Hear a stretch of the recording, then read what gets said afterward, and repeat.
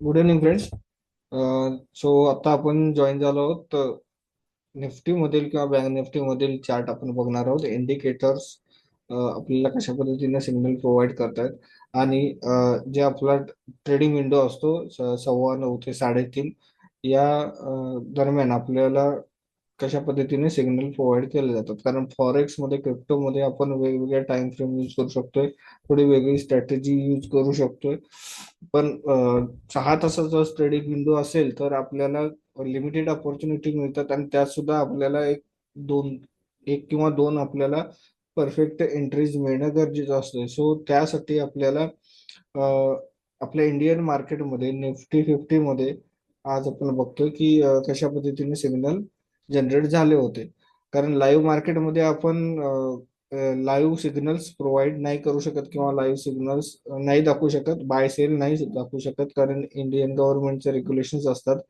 त्यामुळे आपण अशा पद्धतीचा व्हिडिओ लाईव्ह मध्ये नाही बनवू शकत.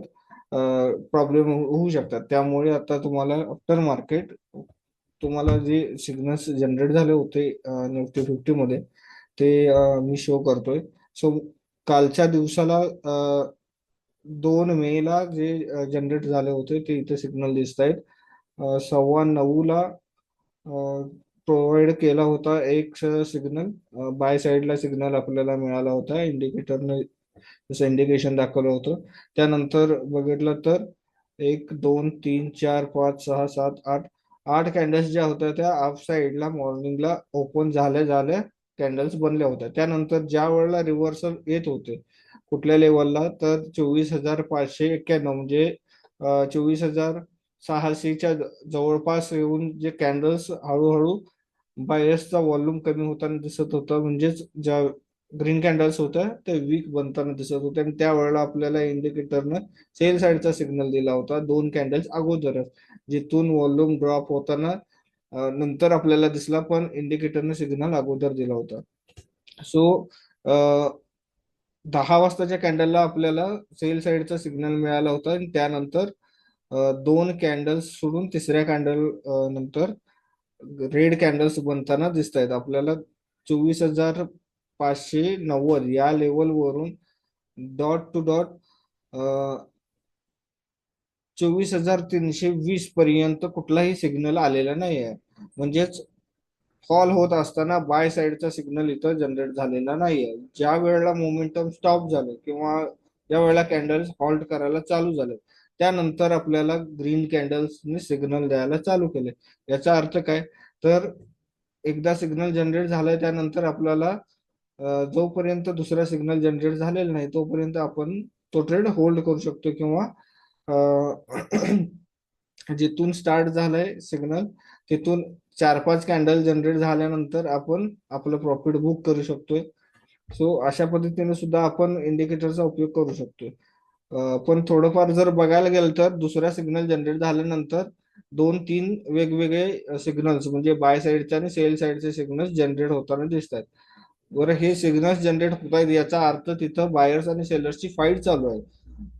सिग्नल जनरेट होत आहेत हे आपल्यासाठी फायदेशीर आहे, कारण सिग्नल जनरेट होत असतील, मल्टिपल सिग्नल जनरेट होत असतील तर याचा अर्थ असा असतोय की बायर्स आणि सेलर्सची फाईट चालू असल्या कारणाने एकतर अपसाईडला ट्रेड घेऊ शकणार नाही किंवा सेल साईडला सुद्धा आपण ट्रेड घेऊ शकणार नाही. म्हणजेच 50-50% मध्ये बोथ फोर्सेस ऍक्टिव्ह आहेत. सो कुठल्याही एका डायरेक्शन मध्ये आपल्याला जाता येणार नाही, हे या मागचं लॉजिक आहे. सो तुम्ही जर बघितलं इथं तुम्हाला मल्टिपल एंट्रीज दिसतात, पण याचा अर्थ असा होत नाही की आपण दोन्ही साईडला एंटर करायचं आहे. कारण जर बघितलं तर 24,600 वरून फॉल ऑलरेडी झालेला आहे. 24,600 वरून 24,250 बरोबर, म्हणजेच 300-350 पॉईंटची मुवमेंट ऑलरेडी झालेली आहे आणि ज्या डायरेक्शन मध्ये फॉल झालेला आहे त्याच डायरेक्शन मध्ये 300 पॉईंट नंतर एंट्री करणे हे करेक्ट नाही आहे. म्हणजे तिथं आपल्याला आपल्याला ट्रॅप करू शकतात मोठे प्लेयर्स. सो त्या कारणासाठी सुद्धा आपण या झोन मध्ये एंट्री करायची नाही. त्याचबरोबर जे प्रिव्हियसली अगोदरच्या दिवसाला जिथं क्लोजिंग झाली होती तुम्हाला मी दाखवतो. या लेवलवर अगोदरच्या दिवसाची क्लोजिंग झाली होती. सो ही क्लोजिंगचा जो झोन आहे तो सुद्धा ऍज अ सपोर्ट म्हणून काम करतंय as per price action. So ज्या लेवलवरून फॉल झाले होते आणि क्लोजिंगच्या लेवलवर जर येत असेल आणि त्या की लेवलवर जर तुम्हाला बाय साईडचा सिग्नल मिळत असेल तर तुम्ही तिथं बाय साईडला एंट्री करायला पाहिजे. सो इथं जर सेल साईडचे सिग्नल मिळत आहेत तर तिथं तुम्ही सेल साईडला जो सिग्नल मिळतोय तो अवॉइड करायला पाहिजे. प्लस जर बाय साईडचे सिग्नल्स मिळत आहेत याचा अर्थ या झोनच्या अलीकडे बायर्स ऍक्टिव्ह व्हायला लागले. म्हणजेच या झोनच्या अगोदर इथं पहिल्यांदा बाय साईडचा सिग्नल मिळाला, त्यानंतर या लेवलवर सुद्धा बाय साईडचा सिग्नल मिळाला. याचा अर्थ बायर्स ट्राय करायला लागल्यात प्राइस वरती घेऊन जाण्यासाठी. आणि डॉट त्या लेवलवर किंवा क्लोजिंगच्या लेवलवर येत असताना तिसरा सिग्नल मिळालाय. तर ही आपली की लेवल आहे आणि डॉट त्या लेवलवर सपोर्ट घेऊन प्राइस वरती गेलेला आहे. म्हणजेच दुसऱ्या कॅन्डलवर आपल्याला 3 नंबरचा बाय साईडचा सिग्नल मिळालाय आणि तो आपण कन्फर्मेशन म्हणून पकडू शकतोय. कारण त्याच्या अगोदरची जी रेड कॅन्डल आहे ती रेड कॅन्डल जी आहे त्या रेड कॅन्डलनं खूप मोठी कॅन्डल बनवून क्लोज केलेली आहे, पण त्याच्यानंतर ग्रीन कॅन्डल बनलेला आहे. याचा अर्थ असाच होतोय की सेलर्सने शेवटचा ट्राय केलाय क्लोजिंग झोन जो होता तो ब्रेक करण्यासाठी आणि त्यानंतर बायर्सने टेक ओव्हर केलंय. हे तुम्हाला छोट्या कॅन्डल्समुळे बायर्सचं वॉल्यूम दिसणार नाही, पण क्लोजिंगच्या लेवलवर जर बायर्सच्या कॅन्डल्स जनरेट होत आहेत याचा अर्थ बायर्सचा इंटरेस्ट आहे प्राइस वरती घेऊन जाण्यासाठी. सो तो ह्या तिसऱ्या कॅन्डल्स वर तुम्हाला एंट्री करता येते. त्यानंतर 3 नंबरची कॅन्डल्स जी आहे ते 3 नंबरच्या कॅन्डल्सनं थोडंफार सेल साईडला जाण्यासाठी ट्राय केलं आणि प्राइस जी आहे ती वरती जाऊन क्लोज केली. ही एक पॉझिटिव्ह सिग्नल असतोय बायर्ससाठी. किंवा आपल्याला जर बाय साईडला एंट्री करायची असेल तर अशा पद्धतीची कॅन्डल जी आहे ती एक पॉझिटिव्ह कॅन्डल्स म्हणून मानली जाते. सो त्यानंतर तुम्ही बघू शकताय सिग्नल मिळाल्यानंतर 1 2 3 4 5 6 7 8 ऑलमोस्ट 10 ते 15 कॅन्डल्स जे आहेत ते अप साईडला गेलेले आहेत आणि या लेवलच्या जवळपास येऊन हॉल्ट केलंय. आता जिथं हॉल्ट केलंय याचा अर्थ काय आहे, ज्या लेवलवर हॉल्ट केलेला आहे त्या लेवलवर अगोदरही सेलर्सनी खूप चांगल्या पद्धतीने होल्ड केलाय. म्हणजेच तिथं मोमेंटम जी आहे ती मोमेंटम अपसाईडची ब्रेक झालेली आहे आणि जिथं मोमेंटम अपसाईडची ब्रेक झालेली आहे तिथं सेलर्स ऍक्टिव्ह झालेले आहेत. पूर्वीही झाले असणार, कारण बघू शकता या लेवलवर पूर्वीही अ, खूप वेळेला स्ट्रगल केलेलं आहे प्राइसनं. सो त्यामुळे आपण त्या लेवलवर एक सेल साईडचा ट्रेड घेऊ शकतो. कंपल्सरी नाही आहे प्रत्येक ट्रेड मध्ये एंट्री करायलाच पाहिजेत. ज्या व्यक्तीला सेलिंग करायला आवडते किंवा ज्या व्यक्तीला बाईंग करायला आवडते त्या व्यक्तीनं त्या त्या एंट्रीज एक्झिक्यूट करू शकतात. ज्यांना सेलिंग करायला प्रॉब्लेम आहे ते सेलिंग साईडचे सिग्नल जे आहेत ते सिग्नल अवॉइड करू शकतात. ज्यांना बाईंग करायला आवडते याचा अर्थ असा आहे की प्रत्येकाच्या पर्सनॅलिटीमध्ये बायर्स आणि सेलर्स लपलेले असतात. सो ज्यांना सेलिंग ट्रेड टाकायला कॉन्फिडन्स वाटतोय त्यांनी सेलिंगचे ट्रेड एक्झिक्यूट करावे. आता जसं आता आपण बोललो की क्लोजिंगच्या लेवलवर सपोर्ट घेऊ शकतोय प्राइस आणि त्यानंतर तसं सपोर्ट घेऊन प्राइस वरच्या डायरेक्शन मध्ये गेलेला आहे. सो एक डाऊनफॉल झाल्यानंतर मी जसं कालच्या व्हिडिओमध्ये म्हटलं की डाऊनफॉल झाल्यानंतर थोडंफार प्राइस एका रेंज मध्ये राहू शकते. आता 350 पॉईंटचा फॉल आल्यानंतर प्राइस थोडासा एक बाउन्स बॅक घेऊन साइडवेज मध्ये राहण्याची पॉसिबिलिटी जास्त वाढते. सो त्यामुळे एक बाउन्स घेऊन प्राइसनं काय केलंय की एक पुलबॅक घेतलेला आहे, करेक्शन घेतलेला आहे डाऊनफॉलच्या अगेन्स्ट आणि त्यानंतर परत पुन्हा जो लो होता डे लो ब्रेक करायच्या डायरेक्शन मध्ये फॉल होताना दिसले. पण त्याच्या अगोदर सुद्धा बायर्सने ट्राय केले आणि परत शेवटी सेलर्सने ट्राय केले. हे आपल्याला प्राइस वरून दिसतंय. पण ही प्राइस जनरेट होताना आपल्याला जे सिग्नल मिळालं त्या सिग्नल नंतर आपल्याला काय ऍक्शन करायचे किंवा सिग्नल मिळाल्यानंतर तशा पद्धतीचे बायर्स किंवा सेलर्स ऍक्टिव्ह झालेले आहेत का ते चेक करतोय आपण. सो कालच्या दिवसाला जे काही सिग्नल्स जनरेट झाले होते त्या सिग्नल्स वरून आपल्याला ऍक्युरेट सिग्नल म्हटलं तर मॉर्निंगचा सिग्नल सुद्धा आपल्याला ऍक्युरेटली प्रॉफिट देऊन गेलाय. दुसरा सेलिंग साईडचा सिग्नल सुद्धा प्रॉफिट देऊन गेलेला आहे. त्यानंतर तिसरा आणि चौथा हे लॉजिकली तुम्ही विचार करायला पाहिजेत की 300 पॉईंट किंवा 200 पॉईंट जर फॉल होत असेल एका डायरेक्शन मध्ये याचा अर्थ तो प्लेयर ज्या डायरेक्शन मध्ये प्राइस गेलेला आहे तो प्लेयर ऍक्टिव्ह आहे, म्हणजेच कोण सेलर्स ऍक्टिव्ह आहे.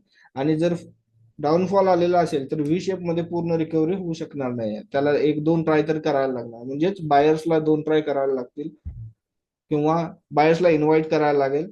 त्यावेळेला बायर्स अकोमोडेट होऊन मग डिस्ट्रीब्युशन होईल, म्हणजेच बायर्स पूर्ण एका लेवलवर येतील आणि त्यानंतर वॉल्यूम बस्ट होईल, म्हणजे वॉल्यूम बायर्सचा वाढून पूर्ण वॉल्यूम आपल्याला कॅन्डल्सच्या स्वरूपात दिसतील. सो हे दोन सिग्नल जर बघितलं तर त्याच्यावरून आपल्याला लक्षात येतं की बायर्स ऍक्टिव्ह व्हायला लागतात. सो दुसरा सिग्नल तिसरा सिग्नल सुद्धा आपल्याला प्रॉपर रिझल्ट देऊन गेलेला आहे. चौथा सिग्नल सुद्धा डॉट लेवलवर सेलिंगचा सिग्नल दिलेला आहे. त्यानंतर बघू शकता तीन मोठमोठ्या कॅन्डल्स, 3 ते 4 मोठमोठ्या कॅन्डल्स फॉल झालेला आहे. त्यानंतर बघितलं तर थोडंफार सपोर्ट घेतलेला आहे, जे प्रिव्हियस लेटेस्ट सपोर्ट होता किंवा जिथून प्राइस मोठ्या पद्धतीनं वरती आलेला आहे, एक मोठी ग्रीन कॅन्डल दाखवून. तर त्यानंतर ग्रीन सिग्नल मिळाल्यानंतर सुद्धा एक दोन तीन तीन कॅन्डल्सने आपल्याला वरती जाताना दिसले. त्यानंतर जो शेवटचा सिग्नल सेल साईडचा आहे त्या सिग्नल नंतर सुद्धा शेवटची कॅन्डल जी आहे ती सेल साईडची म्हटली आहे, म्हणजे कालच्या दिवसाला जे काही सिग्नल्स जनरेट झालेले आहेत ते सिग्नल्स, सर्व सिग्नल्स हे चांगल्या पद्धतीने प्रॉफिट देऊन गेलेले आहेत. स्टॉप लॉस जो आहे तो स्टॉप लॉस फक्त या लेवलवर ज्यांच्यामध्ये पेशन्स नाही किंवा ज्यांना जास्त प्राइस ऍक्शन माहिती नाही त्यांचे इथे एस एल गेलेले असतील, आणि ते एस एल जाणं साहजिक आहे, कारण कुठलाच सिग्नल तुम्हाला परफेक्ट 100% अॅक्युरसी देत नाही. सो या सिग्नलला बघितल्यानंतर किंवा अशा पद्धतीचं मार्केट आल्यानंतर आपण थोडंफार अलर्ट व्हायला लागतं, आणि अलर्ट झाल्यानंतर आपल्याला थोडंफार टाइम ड्युरेशन द्यायला लागतं मार्केटला, कारण एवढा मोठा फॉल झाल्यानंतर सेलर्स वीक होऊ शकतात, पण थोडेफार वॉल्यूम खाली नेऊन एक झोन ब्रेक करायसाठी ट्राय करू शकतात. म्हणजेच हा जो कालचा जो प्रिव्हियस डे जो क्लोज होता तो ब्रेक करण्यासाठी सेलर्स 100% ट्राय करणार. सो तो ट्राय करण्यासाठी त्या लेवल पर्यंत तरी सेलर्स येऊ शकतात, हे आपल्याला माहिती पाहिजे. थोडीशी प्राइस ऍक्शनचं नॉलेज आहे याच्यामध्ये. पण इंडिकेटरनं जे आपल्याला सिग्नल दिले होते, दोन सिग्नल परफेक्ट येत असतील तर आपल्याला नंतर ट्रेड करायची काही गरज नाही, किंवा एक सिग्नल जर आपल्याला प्रॉपर रिटर्न देऊन जात असेल तर त्यानंतर तुम्ही दुसरे सिग्नल बघायची गरजच नाही. किंवा एखादा सिग्नल जर तुमचा एस एल गेलेला असेल तर तुम्ही दुसऱ्यांदा ट्राय करू शकताय, पण दुसरा जर एस एल गेलेला असेल तर दुसऱ्या ट्रेड करायचा, 3 नंबरचा ट्रेड करायचा प्रयत्न करायचा नाही. सो हेच तुम्हाला दाखवायचं होतं. त्याचबरोबर आपण बँक निफ्टी मध्ये बघू, किंवा आता आपण एक काम करूया, जे सिग्नल जनरेट झाले त्या कॅन्डल नुसार प्रीमियम कशा पद्धतीने वाढलेला आहे ते चेक करूयात आपण. आपण निफ्टी 50 झिरोधाच्या चार्टला जाऊयात आणि कॅन्डल टू कॅन्डल चेक करूयात. आता ही जी फर्स्ट कॅन्डल होती ती 9:15ची कॅन्डल होती, त्यानंतर एक रेड कॅन्डल इनसाइड कॅन्डल बनली. आपण जर असं कन्सिडर केलं की इनसाइड कॅन्डलवर आपण ट्रेड घेतलेला आहे, तर 9:20ची ही कॅन्डल आहे, 5 मिनिटाची कॅन्डल आहे, 9:20ची कॅन्डल आहे, आणि स्ट्राईक प्राइस येते 24,400 एटीएम. 24,400 एटीएम जर आपण सर्च केला, 24,400 ATM all side, okay, 24,400 ATM expiry घेतली आपण 8 मे. ओके, हा मी चार्ट लावतोय आणि इथं आपण चेक करूयात की सिग्नल नंतर वॉल्यूम कशा पद्धतीने वाढलाय, म्हणजेच प्रीमियम कशा पद्धतीने वाढलाय. आता ही जी आहे ही कॅन्डल 9:15ची आहे, सॉरी, ही कॅन्डल 9:15ची आहे. त्यानंतर ही रेड कॅन्डल जी आपल्याला इनसाइड कॅन्डल दिसली होती, ही इनसाइड कॅन्डल आहे. तशाच पद्धतीने ही इथे इनसाइड कॅन्डल आहे, म्हणजे आपल्याला स्टॉप लॉस कमी झालेला आहे. म्हणजे जर आपण इथे एंट्री केली असती तर स्टॉप लॉस आपला वाढला असता या लेवल पर्यंत, फर्स्ट कॅन्डलच्या लो पर्यंत. आता दुसऱ्या कॅन्डलला काय केलंय, सेल साईडला म्हणजे प्रीमियम कमी झालेला आहे, त्यामुळे आपल्याला एंट्री करायला टॉलरन्स मिळाला. जशी ही कॅन्डल क्लोज झाली तशी या लेवलवर तुम्ही एंट्री करू शकता, किंवा या लेवलवर जरी आधीमध्ये जरी एंट्री केली असली तरी सुद्धा तुमचं 216ला आपण पकडूया, 215ला पकडूया की एंट्री झालेली आहे. 215 वरून तुमचा स्टॉप लॉस जो आहे तो 178चा आहे. म्हणजेच 20-35 पॉईंटचा एस एल लागतोय. म्हणजे तुमचा लॉट जो आहे तो एकच लागायला पाहिजे. बरोबर, कॅपॅसिटीनुसार तुम्ही लॉट जो आहे तो कमी करायला पाहिजे. तुमची रेग्युलर क्वांटिटी आहे ती कमी करायला पाहिजे. त्यानंतर जर बघितलं तर कुठलाही एस एल हिट न करता प्राइस इन्क्रीज झालेली आहे, म्हणजेच प्रीमियम वाढलेला आहे. आपण जर पकडलं 215 वरून 3 कॅन्डल जरी पकडलं तरी 315 झाले, म्हणजे 100 पॉईंटचे मुवमेंट झाले 3 कॅन्डल मध्ये, पहिल्या 3 कॅन्डल्स मध्येच. आणि त्यानंतर हळूहळू हळू थोडे थोडे वरती गेलेले आहे आणि या लेवलवर आपल्याला पुन्हा सेलचं सिग्नल मिळालेलं आहे. बरोबर, म्हणजे एका सिग्नल मध्ये तुम्हाला 100 पॉईंट्स मिळाले. प्रत्येक ट्रेड मध्ये असे मिळत नाहीत, पण आपण वन साइडेड मार्केट ओपन झाल्या झाल्या ज्या वेळेला मोमेंटम असते किंवा ज्या वेळेला व्हॉलेटिलिटी असते त्यावेळेला अशा गोष्टी घडू शकतात. सो त्यानंतर जर बघितलं तर आपल्याला 10 वाजता, मॉर्निंगला 10 वाजता सिग्नल मिळाला होता. 10 वाजताच्या कॅन्डलला आपण पीई साईडचे ऑप्शन शोधूयात. आता या वेळेला स्ट्राईक प्राइस जी आहे ती 24,600 असणार आहे. आपण किंवा 550, 24,550 आपण घेऊ शकतोय. तर 24,550 आपण सर्च करूया. 24,550 पी, 24,550 पी हे आपण सिलेक्ट केलंय आता. ओके, 10 वाजताची कॅन्डल होती, सिग्नल कॅन्डल 10 वाजताची होती. हा 2 मेचा आहे. 10 वाजताच्या कॅन्डलवर, या कॅन्डलवर आपल्याला सिग्नल मिळालेला आहे. ओके, या कॅन्डलवर. आणि इथं आपण एंट्री केले. बरोबर, 161 ला एंट्री केलेली आहे. आणि या कॅन्डलच्या खाली तुम्ही थोडं टॉलरन्स ठेवून किंवा थोडस स्पेस ठेवून तुम्ही एस एल लावू शकताय. 161 आणि 144 किंवा 146 आहे. म्हणजेच म्हणजे 20 पॉईंटचा एस एल तुम्ही इथं लावू शकताय. आणि त्यानंतर बघू शकता इथून ऑलमोस्ट एक 4 कॅन्डल्स मध्येच 153 वरून 196 ला गेलेला आहे. म्हणजेच तुम्ही राऊंड फिगर 40 पॉइंट्स पकडू शकताय. 40 रुपयाचा प्रीमियम इथं इन्क्रीज झालेला आहे 4 कॅन्डल्स मध्येच. आता इथं जे आहे ना, इथं तुमचं खूप स्ट्रगल असतंय. सुरुवातीला ज्या वेळेला प्रीमियम वाढायला चालू होत असतो त्या वेळेला कन्फ्युजन क्रिएट होत असते, किंवा कॅन्डल्स जे असतात ते कॅन्डल्स छोट्या असतात. म्हणजे पहिल्या 20%च्या प्रीमियम मध्ये प्रीमियम आपल्याला वाढताना दिसत नाही. पण जर एकदा वाढायला चालू झाले, 20%वरून 30%, 40%पर्यंत जर प्रीमियम वाढत असेल, तर 40% पुढचे जे 60% असतात ते सडनली वाढतात. म्हणजेच जे कॅन्डल्स असतात त्या खूप खूप मोठ्या मोठ्या बनायला चालू होतात. हे अशा पद्धतीने मोठ्या कॅन्डल्स बनायला चालू होतात आणि प्रीमियम सुद्धा इन्क्रीमेंट खूप फास्ट होतो. म्हणजेच जो एटीएम असतो तो आयटीएम व्हायला चालू होतोय आपलं स्ट्राईक प्राइस. त्यामुळे सुद्धा तो प्रीमियम वाढायला चालू होतो. सो टॉपला तुम्हाला एंट्री मिळाली होती, फक्त इथं होल्ड करणं हेच तुमचं स्किल आहे. इथं कशा पद्धतीने तुम्ही होल्ड करू शकताय, तुमची काय मेंटॅलिटी असेल, तुमच्यामध्ये कॉन्फिडन्स किती असेल, तुम्ही कसा तुमचा कॉन्फिडन्स लूज होऊ देणार नाही, हेच तुमचं स्किल आहे या लेवलवर. आणि बघितलं तर तुम्हाला मिनिमम या ट्रेडमध्ये 40 पहिल्या 3 कॅन्डल्स मध्येच मिळालं. पण तसं बघायला गेलं तर प्रीमियम खूप चांगल्या पद्धतीने वाढलेला आहे. 11:30 पर्यंत, 10 ला तुमचा सिग्नल होता, 11:30 पर्यंत तो प्रीमियम गेला 310 ला. आपण पकडलेलं 150 ला किंवा 155 ला. खूप चांगल्या पद्धतीनं इंडिकेटर तुम्हाला सिग्नल प्रोव्हाइड करायला लागेल. त्यानंतर जर बघितलं तर बॉटमला तुम्हाला, म्हणजे या की लेवलवर तुम्हाला बाय साईडचा सिग्नल मिळाला. कितीला? 12:35 ला मिळाला.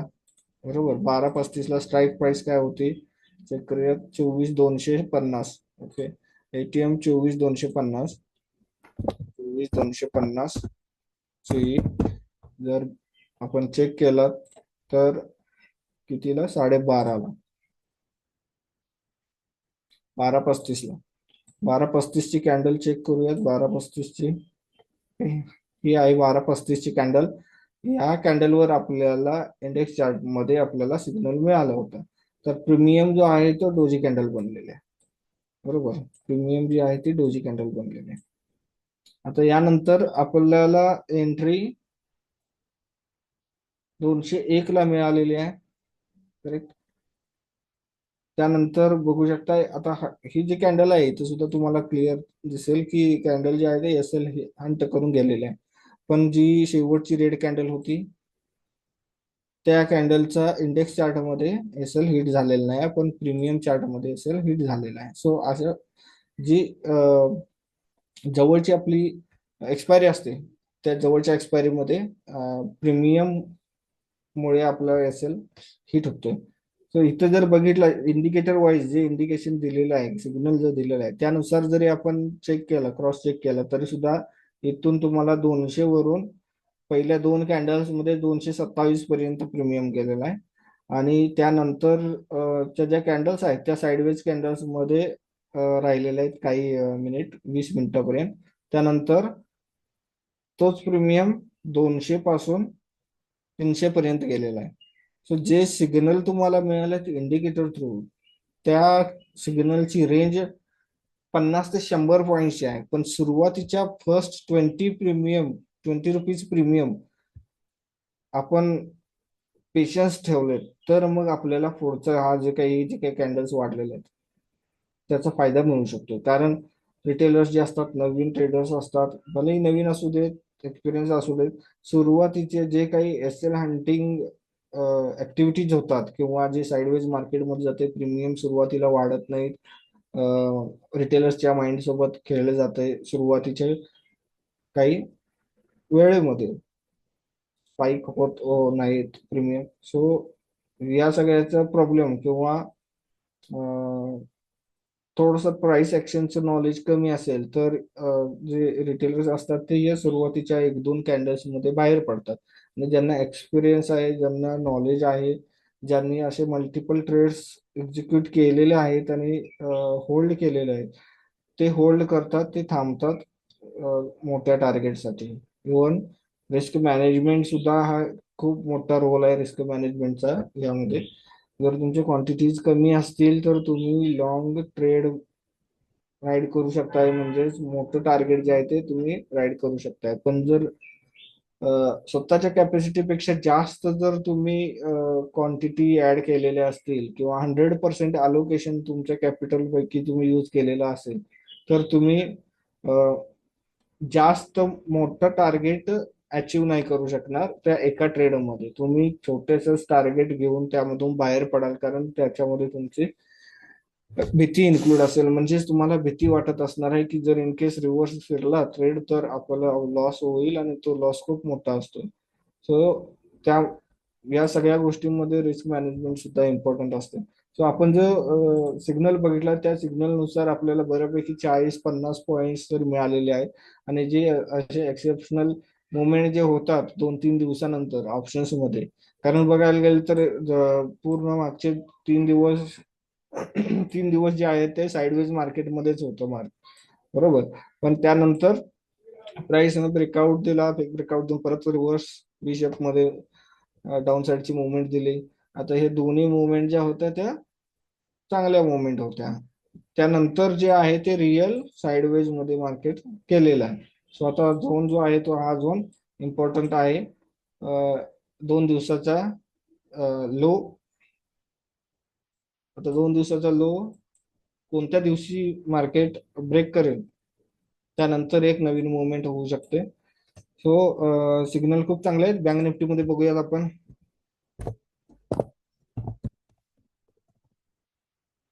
बँक निफ्टी मध्ये बँक निफ्टी मध्ये सुद्धा तुम्हाला सेम सिग्नल मिळालेला आहे. तुम्ही बघितलं तर लक्षात येईल, कारण निफ्टी आणि बँक निफ्टीचा जो चार्ट असतो तो ऑलमोस्ट सेम आहे, नंबर फक्त चेंज राहतात. प्राइस जी आहे ती ऍज इट इज त्याच स्ट्रक्चर मध्ये चालू असते. सो 2 तारखेला बँक निफ्टी मध्ये सुद्धा पहिल्या कॅन्डलवर सिग्नल जनरेट झाला. त्यानंतर 1-2-3 ऑलमोस्ट 3 कॅन्डल्स मध्ये चांगले मोमेंटम मिळाले. त्यानंतर टॉपला आपल्याला सेल साईडचा सिग्नल मिळालाय. आता हा सिग्नल जो आहे इथे तुम्हाला accurate price action wise perfect प्रीमियमला स्टॉप लॉस लागत नाही. तर इथं तुम्हाला होल्ड करावे लागतोय.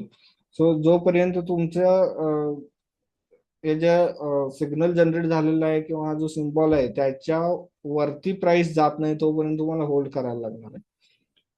येते का लक्षात? म्हणजे त्या सिग्नलच्या जर वरती जात असेल तर ती प्राइस त्या अपोजिट डायरेक्शन मध्ये जाऊ शकते, असं आपण समजतोय. सो त्यानंतर सेल साईडचा सिग्नल मिळाल्यानंतर सुद्धा खूप चांगला फॉल मिळालाय. करेक्ट. आणि जसं निफ्टीमध्ये आपल्याला फर्स्ट ट्राय मिळाला बायर्सचा, त्यानंतर सेकंड ट्राय म्हणजे सेकंड मध्येच आपल्याला चांगला सिग्नल जनरेट झाला. एक हॅमर कॅन्डल बनली आणि त्याच्यावर आपल्याला बाय साईडचा सिग्नल मिळाला. इथे जर बघितला तर हा क्लोजिंग होती, अगोदरच्या दिवसाची क्लोजिंग होती. ओके, हे आपण बघू शकतोय. अगोदरच्या दिवसाची क्लोजिंग होती आणि त्या क्लोजिंगच्या जवळपास येऊन प्राइस ना हॅमर कॅन्डल बनलेले आहे. आणि ही जी शेवटची रेड कॅन्डल आहे तर शेवटचा ट्राय आहे सेलर्सचा.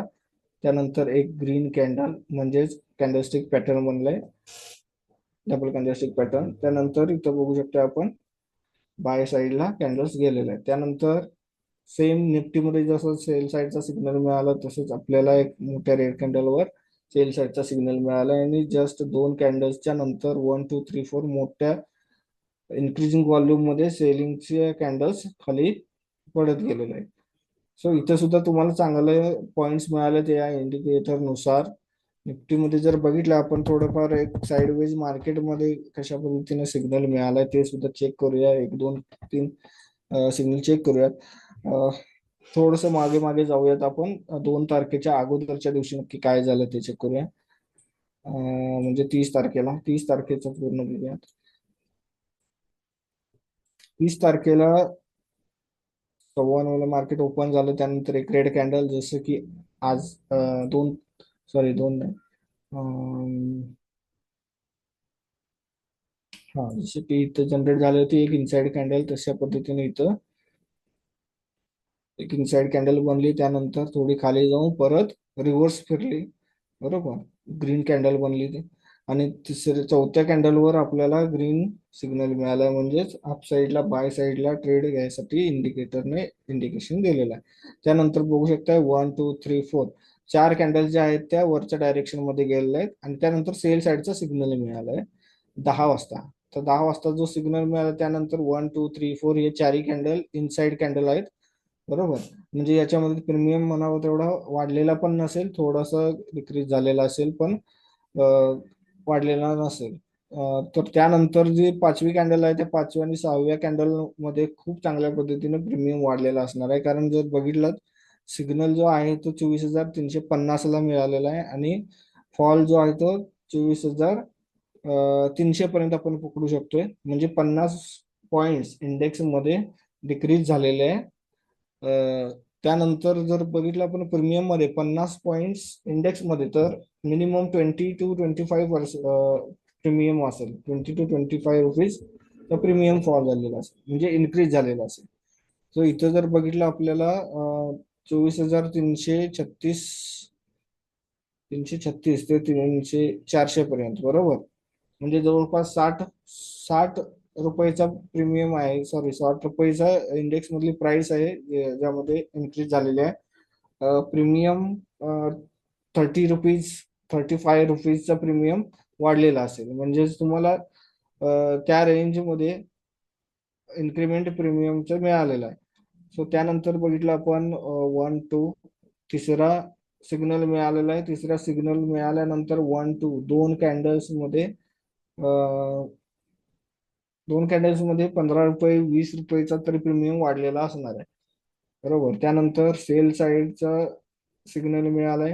आता हे पूर्णपणे फ्लॅट मार्केट आहे, पूर्णपणे हॉरिझॉन्टल मार्केट आहे. या हॉरिझॉन्टल मार्केटमध्ये सुद्धा जर तुम्हाला इंडिकेटरने इंडिकेशन दिलेलं आहे त्यानंतर जर एक दोन कॅन्डल्स जरी त्या डायरेक्शन मध्ये जात असतील तर अजून काय हवंय. म्हणजेच साईडवेज मार्केटमध्ये सुद्धा तुमचे 10 पैकी 8, 7 ते 8 ट्रेड जे आहेत ते सक्सेसफुल जात आहेत आणि बाकीचे जे आहेत 3 ट्रेड ते एसएल हिट होत आहेत. तर इंडिकेटर चांगले इंडिकेशन देत आहे असंच आपण समजायला पाहिजे, कारण साईडवेज मार्केटमध्ये सुद्धा फ्रिक्वेंटली एसएल हिट होतात. आपण रॅन्डमली जरी ट्रेड करायला गेलो तर सुद्धा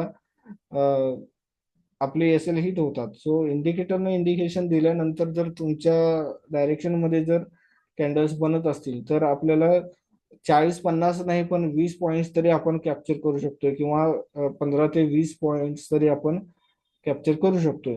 सो इथं जर बघितलं 12:30, 12:45 ला सिग्नल मिळालेला आहे. त्यानंतर 12:45 ते 13 म्हणजे 15 मिनिटांमध्ये खूप चांगला फॉल झालेला आहे. 350 ते 300 म्हणजे जवळपास 15 पॉईंटचा तरी डिफरन्स आहे. इंडेक्स मध्ये 35 पॉईंटचा डिफरन्स आहे आणि प्रीमियम मध्ये 15 पॉईंटचे इन्क्रीमेंट झालेले असणार आहे. त्यानंतर पुन्हा एकदा साइडवेज मार्केटमध्ये कॅन्डल्स बनवून ग्रीन कॅन्डल्स जनरेट झालेला आहे. ग्रीन कॅन्डल जनरेट झाल्यानंतर 3 कॅन्डल्स मध्ये इन्क्रीमेंट आलेलं आहे. सो आपण या गोष्टी साइडवेज मार्केटमध्ये मुद्दामून बघायला लागलोय की साइडवेज मार्केटमध्ये कॅन्डल्स मध्ये इन्क्रीमेंट मिळते का, किंवा सिग्नल जे आहे ते प्रॉपर जनरेट होत आहेत का, हेच चेक करायला लागलो.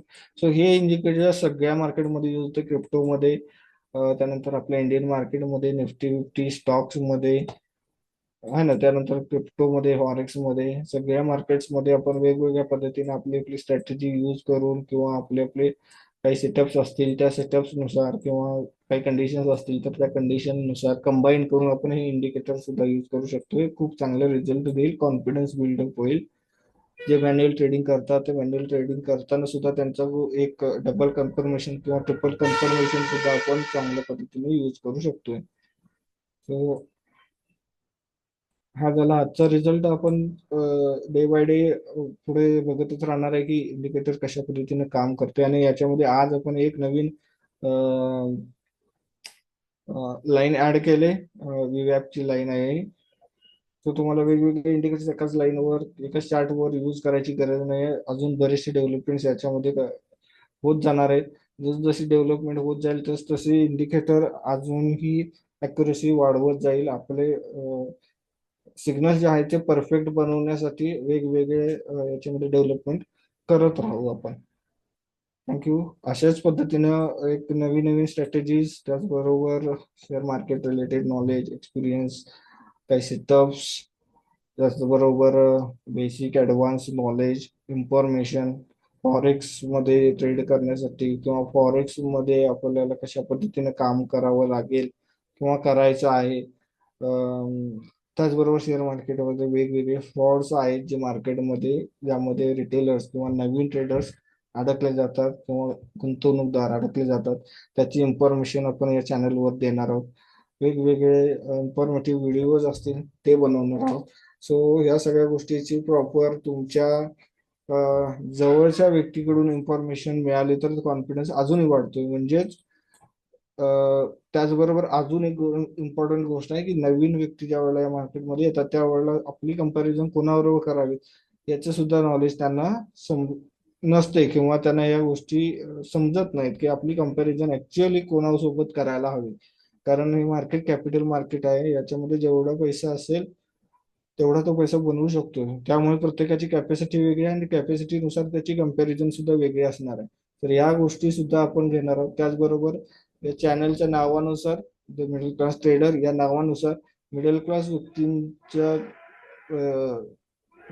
घरची परिस्थिती किंवा बॅकग्राऊंड किंवा त्याची मेंटॅलिटी, कारण त्यांचे हॅबिट्स, या सगळ्या गोष्टीचं डिस्कशन आपण करणार आहोत. कारण जसं बोललं जातं की शेअर मार्केटमध्ये technical analysis, fundamental analysis, risk management या सगळ्या गोष्टी महत्वाच्या आहेत. त्याचबरोबर सायकोलॉजी खूप इम्पॉर्टंट असते, म्हणजे ट्रेडर्सची सायकोलॉजी. सो ही ट्रेडर्सची सायकोलॉजी सगळे युट्यूबवर सांगतायत, पण रिअल मध्ये ट्रेडर्सची सायकोलॉजी नंतर येते, पण त्या अगोदर पर्सनल सायकोलॉजी सगळ्यात मॅटर करते, सगळ्यात इम्पॉर्टंट असते पर्सनल सायकोलॉजी. आणि द मिडल क्लास ट्रेडर या चॅनलवर तुम्हाला त्या संदर्भात वेगवेगळे सिच्युएशन्स घेऊन किंवा वेगवेगळ्या स्टोरीज किंवा वेगवेगळ्या गोष्टी ज्या घडलेल्या आहेत किंवा ज्या घडतायत मिडल क्लास ट्रेडर सोबत, किंवा कोणते इन्सिडेंट्स येतात, त्या इन्सिडेंट्समुळे मिडल क्लास व्यक्ती जो असतोय तो यामधून बाहेर पडतोय किंवा वेगळ्या डायरेक्शन मध्ये जातोय किंवा चुकीच्या गोष्टींकडे वळला जातोय. या सगळ्या गोष्टीचे पॉसिबिलिटीज, लॉजिक्स आणि मिडल क्लास ट्रेडर्सला सस्टेन होण्यासाठी काय करायला लागेल, कारण सस्टेन होणं आणि त्यानंतर सक्सेसफुल बनणं हेच महत्वाचं असते. शेअर मार्केट किंवा बाकीचं फॉरेक्स मार्केट, क्रिप्टो मार्केट जे आहे, आपण एक बिझनेसच्या स्वरूपात बघितलं पाहिजे. सो जर बिझनेस असेल तर आपल्याला सुरुवातीला 4-5 वर्ष द्यावी लागतात आणि नंतर मग तो बिझनेस मोठा होतो. त्याच पद्धतीनं एक मिडल क्लास व्यक्तीची पर्सनल सायकोलॉजी काय असायला पाहिजे, कारण पर्सनल सायकोलॉजी याचा अर्थ त्याची स्वतःची नाही तर बाकीच्या गोष्टी, इंटरनल आणि एक्सटर्नल फॅक्टर सुद्धा मॅटर करतात ट्रेडिंग मध्ये. त्यामुळे ह्या गोष्टीचं सुद्धा डिस्कशन आपण करणार आहोत. त्यामुळे जर तुम्ही आता या चॅनलवर नवीन आले असाल, नवीनच हा व्हिडिओ जर बघत असाल तर सबस्क्राईब करा चॅनलला, लाईक करा आणि शेअर करा तुमच्या जवळच्या मित्रांना, मराठी लोकांना. तुम्ही जर या क्षेत्रामध्ये नवीन येत असाल तर तुम्हाला प्रॉपर सपोर्ट, प्रॉपर गायडन्स आणि प्रॉपर ऍडवाइस मिळेल. याच्याबद्दल आपल्याला कुठलेही चार्जेस नाही आहेत. पण एक कम्युनिटी, मराठी कम्युनिटी जी आहे ती मराठी कम्युनिटी यामध्ये एकत्र आली तर खूप चांगल्या पद्धतीने ते पुढे जाऊ शकतात. एकमेकांना सपोर्ट करूनच व्यक्ती जाऊ शकतात, कारण शेअर मार्केटमध्ये कोणीही व्यक्ती कोणालाही सपोर्ट करत नाही. नॉलेज शेअर करणं हेच आपल्या हातामध्ये असते. प्रॉफिट कमवून देणं किंवा प्रॉफिट कमवणं हे प्रत्येकाच्या स्किल्सवर अवलंबून असते. सो ह्या गोष्टी स्टार्ट टू एंड कशा पद्धतीनं जायला पाहिजेत, किंवा जशा पद्धतीनं आपण एक सिलेबस असतो 10वी 12वी ग्रॅज्युएशन इंजिनिअरिंगचा एक सेटअप पॅटर्न ठरलेला असतो, फॉर्मॅट ठरलेला असतो. कोणत्या चॅप्टरला किती वेटेज असेल, कोणत्या चॅप्टरला किती वेटेज द्यायला पाहिजेत, आहे ना. तर त्यानुसार या मार्केटमध्ये ज्या वेळेला येत आहे त्यावेळेला त्यांची इनिशियल फेज असते, त्यानंतर त्यांची सेकंड फेज चालू होते, त्यानंतर थर्ड फेज. आता थर्ड फेज मध्ये येईपर्यंत तो व्यक्ती किंवा तो मिडल क्लास व्यक्ती टिकायला पाहिजे. त्यासाठी, त्या टिकण्यासाठी काय कोणत्या कोणत्या गोष्टी करायला लागतील त्या गोष्टी आपल्याला डिस्कस करायच्या आहेत आणि त्या सॉल्व्ह करायच्या आहेत. सो त्यासाठी आपण वेगवेगळे सोल्युशन्स आणि वेगवेगळे प्लॅन्स घेऊन येणार आहेत, जो मिडल क्लास व्यक्तीसाठी एक परफेक्ट सोल्युशन असेल टिकण्यासाठी.